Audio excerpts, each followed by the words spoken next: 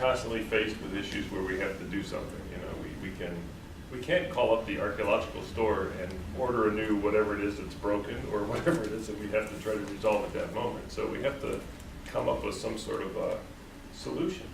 And my dad was really good about that part of training me to be somebody who would, you know, come up with solutions. But I don't know that we're training our kids to be fix-it people. So why are we not training them to be fix-it people, and how can we train them to be Because fix-it they people? have to pass the test. That, well, that on top of it all, but we, like, I can't even tell you, because obviously I teach biology, and we do experiments, and, you know, 7 times out of 10, they don't, you know, the splint doesn't light like it's supposed to, because there's not enough oxygen in there.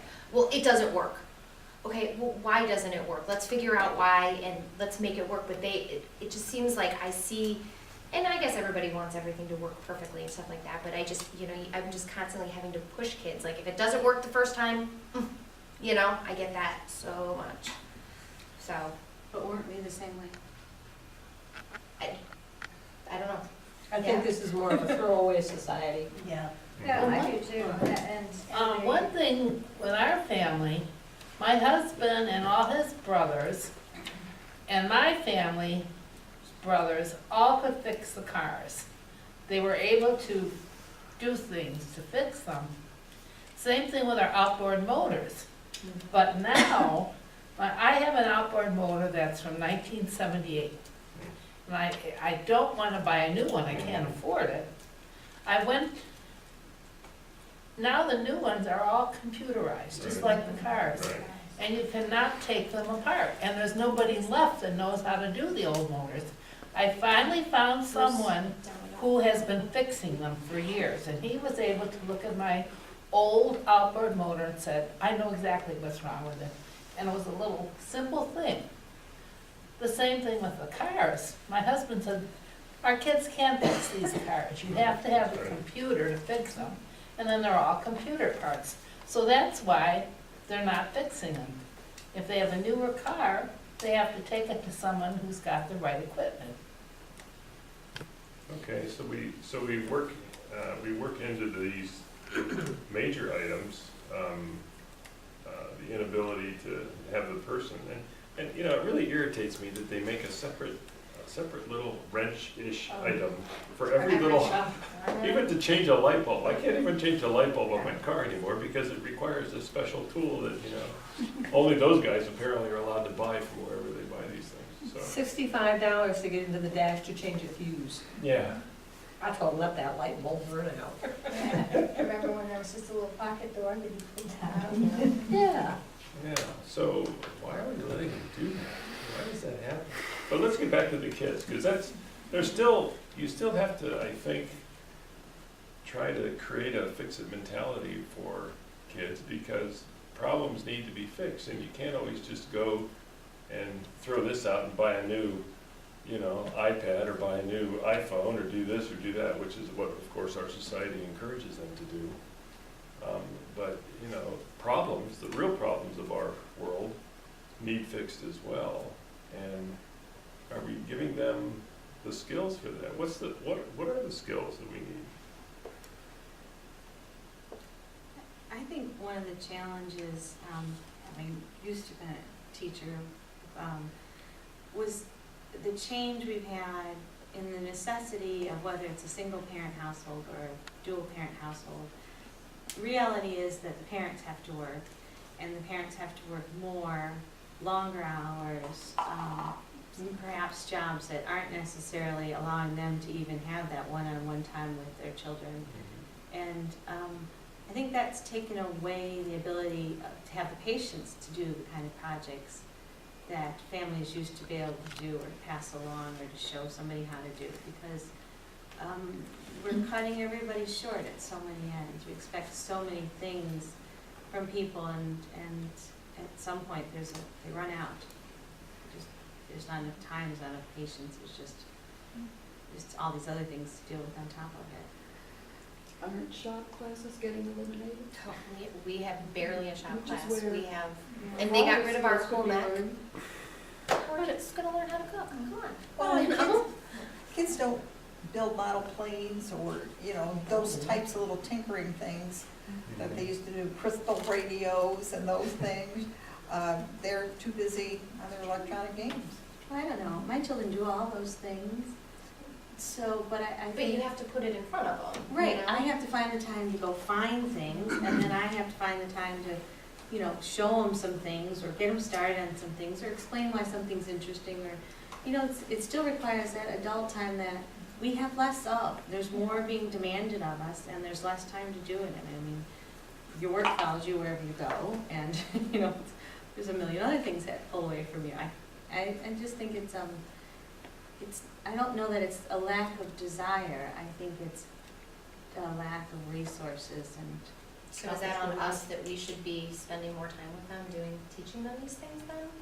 You know what I'm saying? The 'Cause teachers, yes. you mean, Yeah, as opposed to. because I'm just gonna get an experience, I have 7 students that are on a team that I coach or manage or whatever, it's a creativity, and we had to build our set. We had to write a skit, you know, come up with the costumes, whatever. So they had to build the skit, or build the set. And I sent them down to the,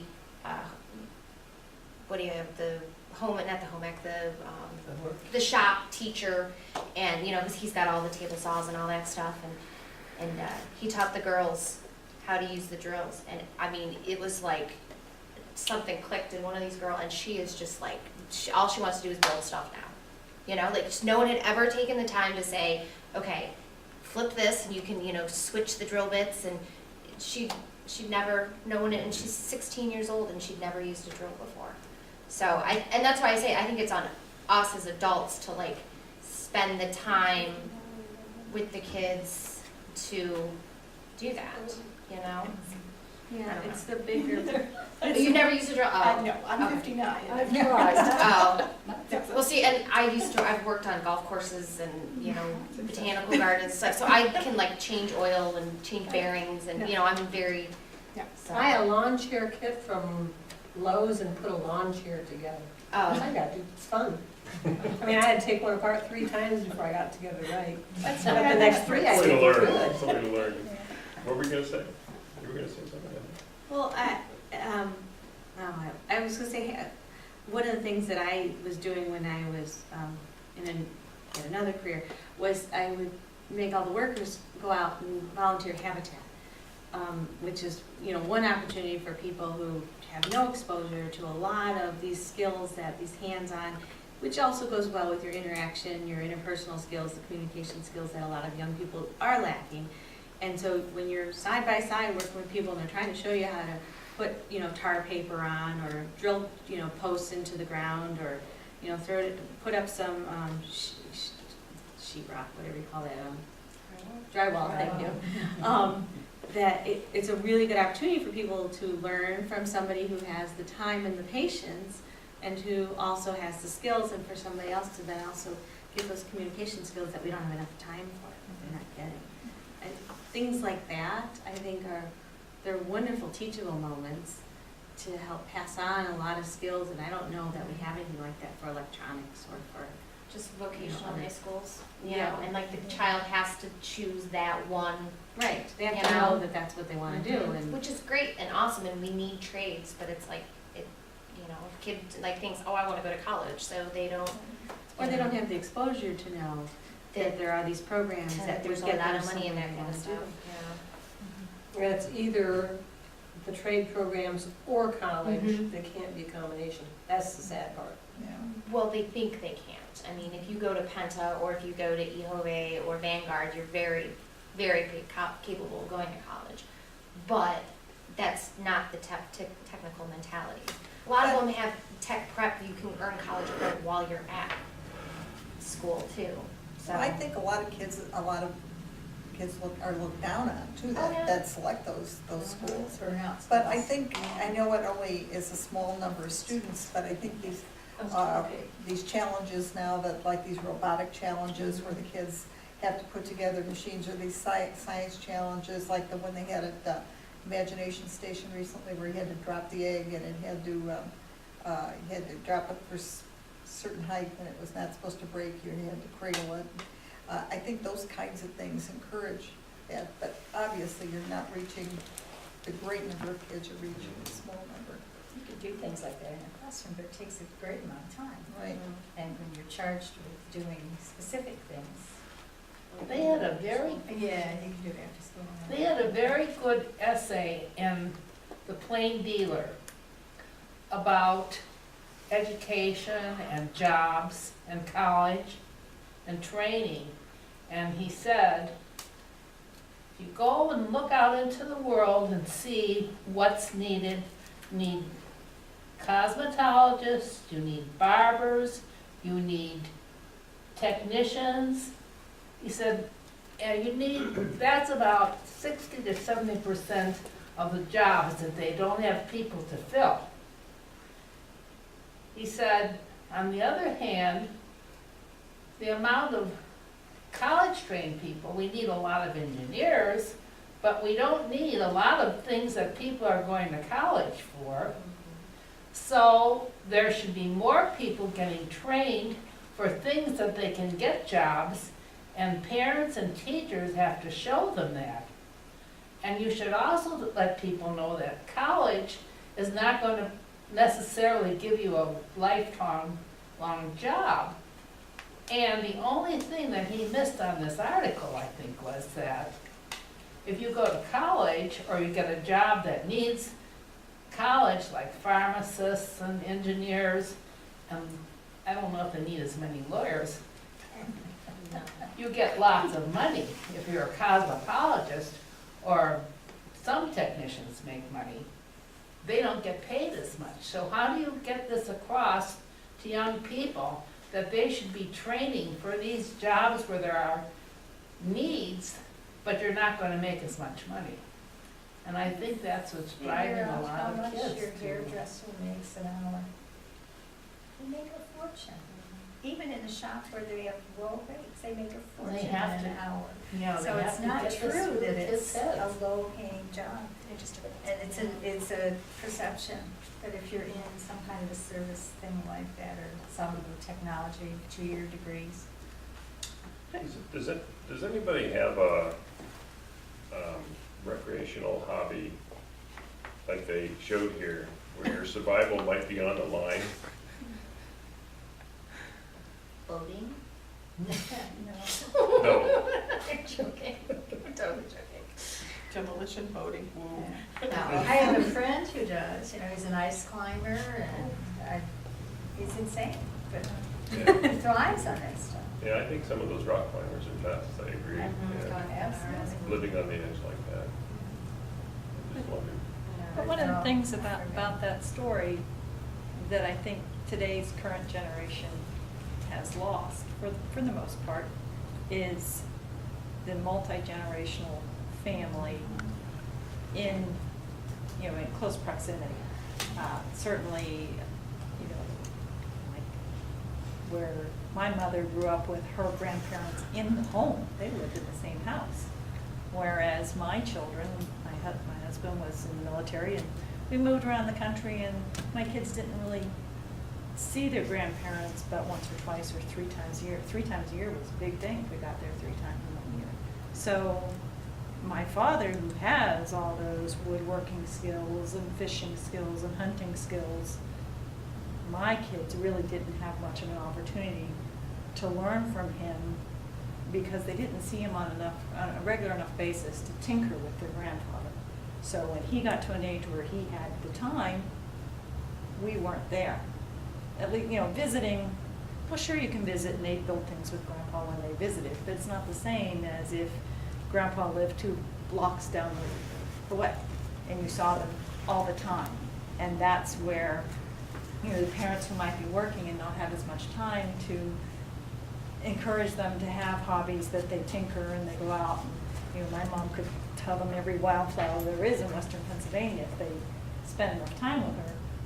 But, I think that that's one of the places where we've lost that, being able to tinker and fix things because of the loss of the knowledge from the older generations that our kids, many families, have spread out geographically, and they're not necessarily close enough that you can routinely have that mentoring that a grandparent or an aunt or an uncle might give a child that didn't, the parents were busy, or it's a large family, So I think that's part of the missing thing that you see with the Shrums, where they're still all pretty much on that family farm. That was a family event to put that combine together. They were all working on it. They didn't really say who all those other people were, but I would assume that they were his brothers and cousins and extended Friends. family. Yeah, exactly. That's a great point. I'd like to, we need to sort of think about quitting sometime tonight. I'd like to introduce the idea of creativity as part of the solution to, when you're facing a problem, you need to be creative in thinking, because sometimes you need to think outside the box a little bit in order to resolve whatever the issue is. And I really feel like our schools are shortchanging creative aspects. And therefore, when we get them in college, they're just not thinking creatively. They're not thinking beyond, where they need to be in order to come up with the solutions that they're faced with. And I just wonder if you. So many teachers have to teach to those state mandated tests. Right. That it just destroys any chance for a teacher to encourage creativity, because you got, it's reaching the point where if your kids don't pass the test, you're gonna lose your job as a teacher. Yeah, they have. So there's a lot of politics involved in that, where the politicians have no clue what school is about. My kids have They 7 think- standardized tests that they have to take from me this year. 7. Right. Yeah.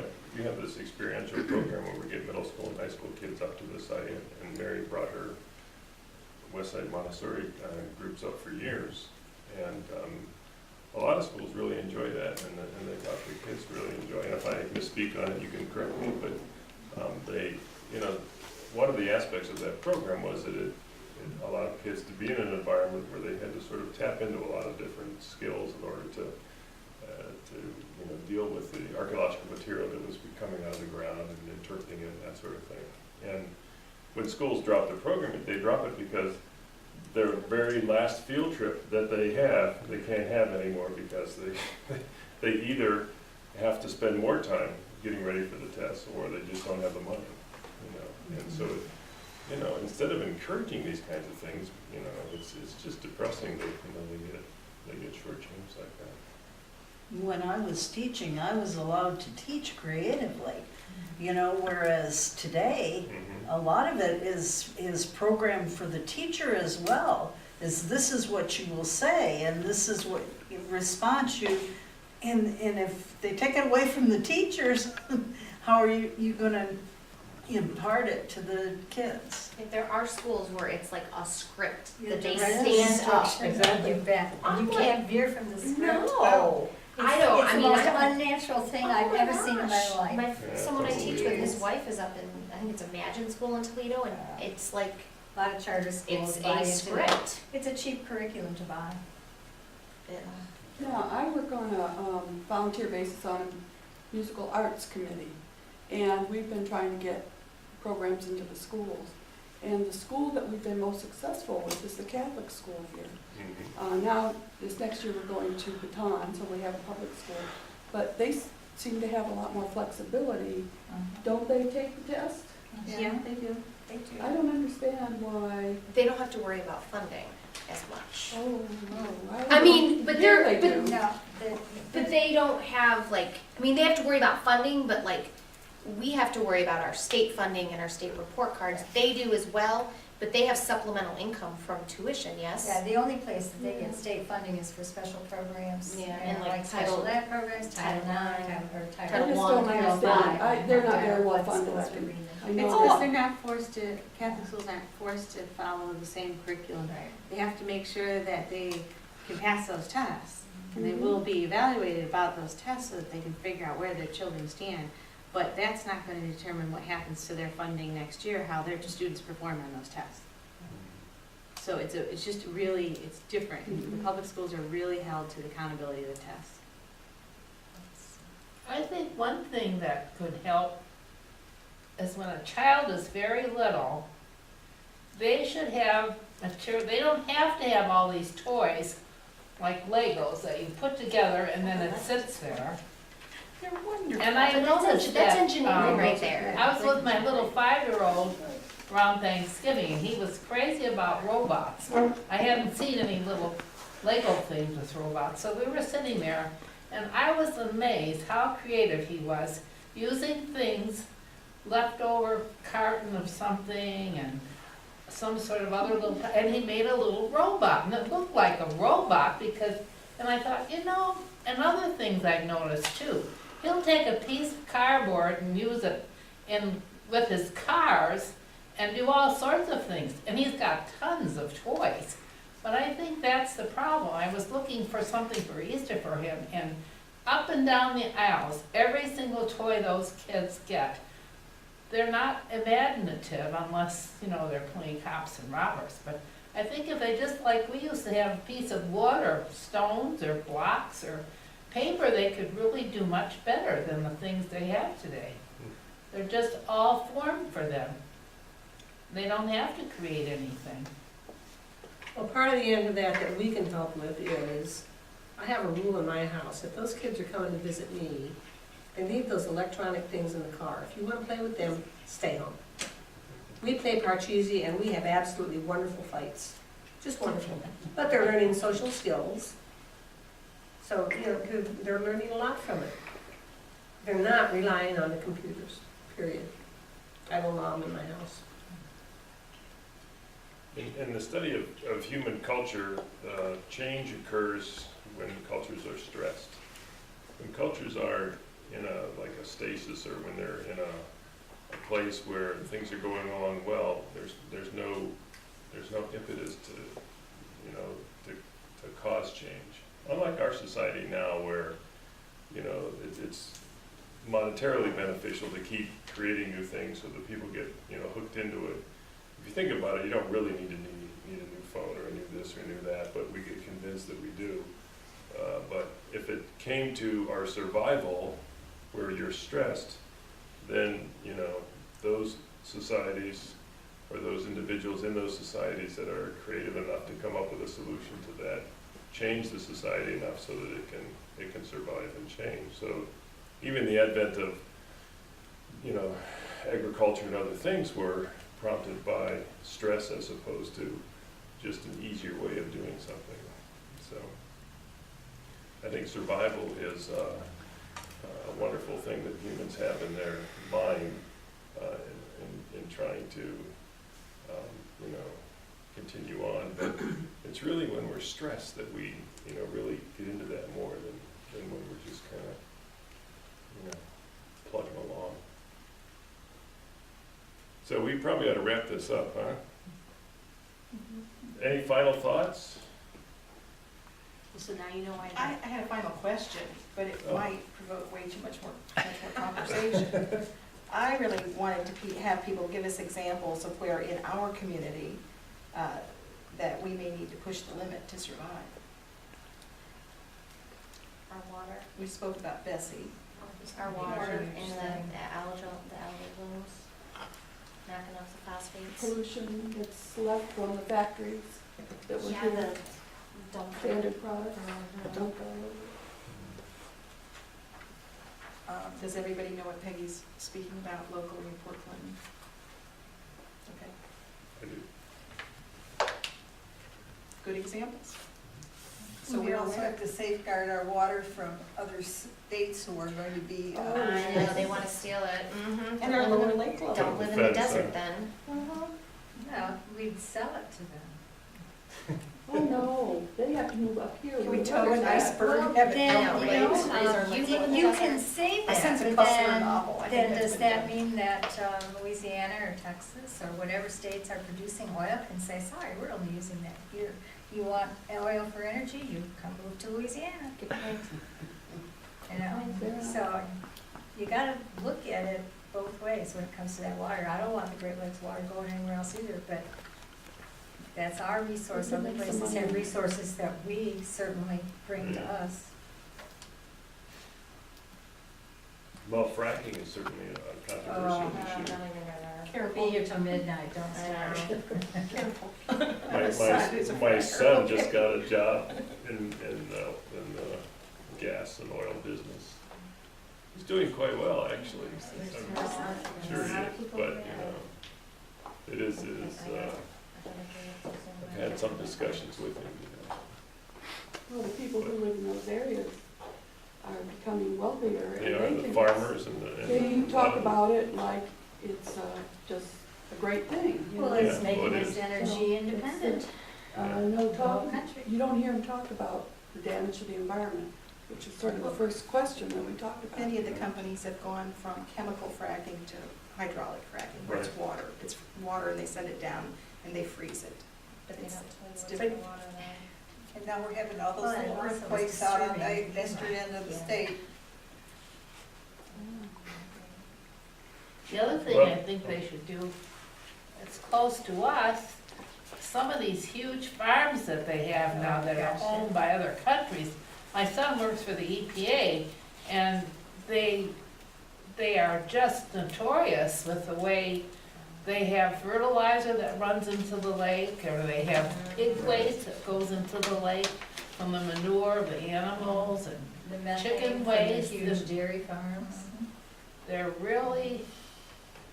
they're always trying to, do the least they can do, because they don't live in this country, they just, I love watching the guy who flies the plane over and sprays all Oh the my fields. God, He goes right over seriously. my house, I really enjoy watching him do all that. And then- Try not to breathe at the same time. I saw him right after 9/11 and like I didn't realize what was happening. I'm like, oh my God. And then I'm like, oh wait, never mind. My theory on the world is that No, thank you. anything to I be. think this is a natural place we can continue with our discussion, but I want to offer my thanks once again to Dr. Bush and to all of you for thought-provoking and lively discussion. But we do have a drawing